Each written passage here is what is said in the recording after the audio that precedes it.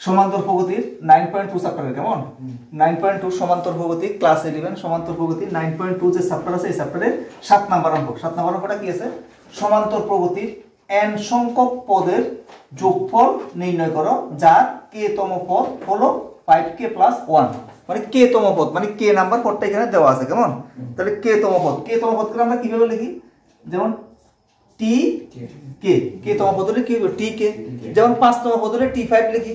তো k তম পদটা তারা দিয়ে দিয়েছে, কত দিয়েছে? এটা 5k + 1।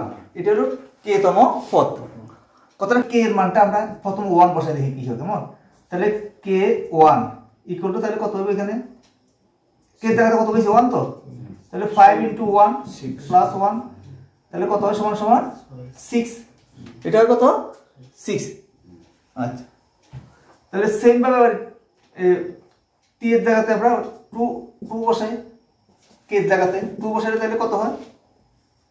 5 × 2 + 1 তাহলে কত হয়? 5 × 2 = 10 10 কত? 11। তাহলে এখানে হলো কত? 11। এতটুকু বুঝা গেছে? ক্লিয়ার তো? আচ্ছা, এবার t এর জায়গাতে আমরা 3 বসাই দেখি কি হয়। তাহলে 5 × এই যে এখানে t এর জায়গাতে 3 বসাইছি, কেমন? তাহলে 5 × 3 + 1 ইকুয়াল টু কত? 3 5 15 15 কে 16। ঠিক আছে, এতটুকু বুঝা গেছে নি? আচ্ছা, তাহলে আমরা এখানে কি পেলাম দেখো। তার মানে আমরা প্রথম পদটা পেলাম। t1 মানে কি? প্রথম পদ। t1 কত অর্থ হলো? প্রথম পদ। তাহলে প্রথম পদের আমরা কি লিখি? a। তাহলে এটা পাওয়া গেছে a কত? 6। এবার দেখো এখানে দ্বিতীয় পদটাও পাওয়া গেছে। দ্বিতীয় পদের লিখি হলো a2। a2 কত? 11। তৃতীয় পদ পাওয়া গেছে a3। এটা কত? 16 16। ঠিক আছে, এতটুকু বুঝা গেছে তো? d সমান সমান তাহলে সুতরাং d সমান সমান কত? a1 - a2 - a1।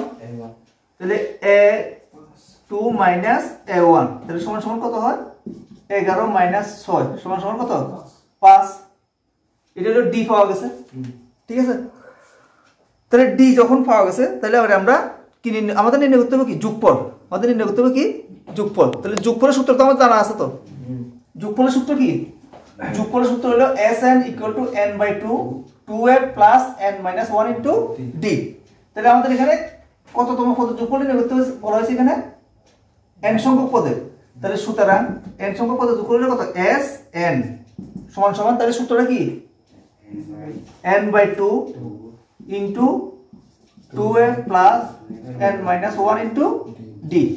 এটা তো n তম পদের যোগফল বা n সংখ্যক পদের যোগফল। এতটুকু বুঝেছো তো? তাহলে n সংখ্যক পদের যোগফল আমরা লিখলাম। এবার এখানে মানগুলো বসাই দেব, কেমন? তাহলে মানগুলো বসালে কি আসে এখানে? দেখো n এর জায়গাতে n যেভাবে সেভাবে থাকবে n টা, কেমন? n যেভাবে সেভাবে থাকবো। 2a 2 × a এর জায়গাতে লিখুন এর মান কত? 6। a1/a একই কথা, কেমন? প্লাস n এর জায়গাতে n টা ঠিক থাক। আর d এর মানটা আমাদের জানা আছে, কত জানা আছে? 5। d এর মান কত? 5। বুঝা গেছে তো?